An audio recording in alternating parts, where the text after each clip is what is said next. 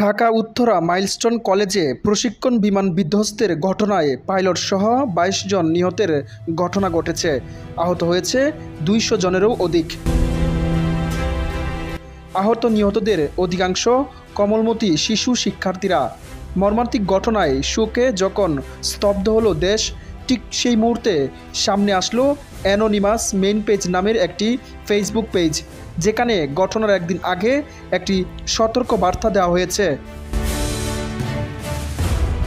Uttara milestone বিমান বিধ্বস্তের পরপরই দেশ জুড়ে সতর্কবার্তার সাথে বিমান বিধ্বস্তের ঘটনা মিলাতে থাকেন।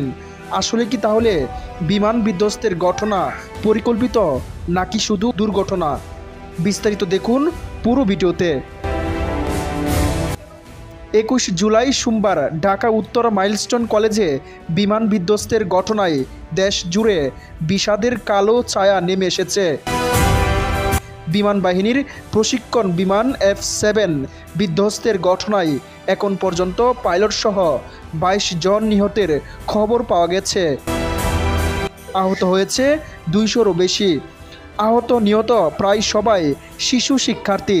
মর্মান্তিক এই ঘটনায় যখন স্তব্ধ গোটা দেশ, ছড়িয়ে পড়ে এই ঘটনা সারা বিশ্ব, ঠিক সেই সময় আলোচনায় এসেছে অ্যানোনিমাস মেইন পেজ নামের একটি ফেসবুক পেজ।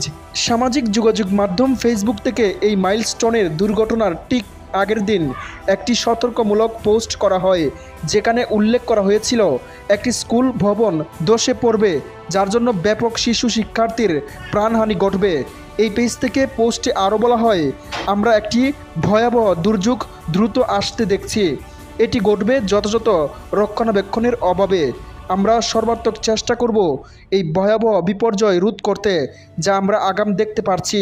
তবে এই পোস্টে বাংলাদেশের নাম নেই এবং বাংলাদেশে যে দুর্ঘটনা ঘটেছে তাতে স্কুল ভবন ধসে পড়েনি, বরং বিমান বিধ্বস্ত হয়েছে। যারা মারা গেছেন তারা ব্যবস্থাপনা সংক্রান্ত কারণে মারা যাননি, মারা গেছেন বিমান বিস্ফোরণ হয়ে লাগা আগুনে। কিন্তু সে পোস্টে ভবন ধসে পড়ার কথা উল্লেখ রয়েছে। এই ফেসবুক পেজ ঘেঁটে জানা যায় এটি একটি জুয়ার পেজ, যা শুধু জুয়াকে প্রমোট করা হয়। ফেসবুক পেজটি ঘেঁটে জানা যায় এটি নাইজেরিয়া জুয়ারিরা পরিচালনা করে। তবে এই দুর্ঘটনার পর বাংলাদেশিদের অ্যাটেনশন পেতে বিভিন্ন পোস্ট করা হয়। একের পর এক বিভিন্ন পোস্ট করে বলা হচ্ছিল আরও কিছু বাংলাদেশে ঘটতে যাচ্ছে এবং ভবিষ্যৎবাণী করা হয়। লাইক ফলো করতেও বলা হয় পেজ থেকে।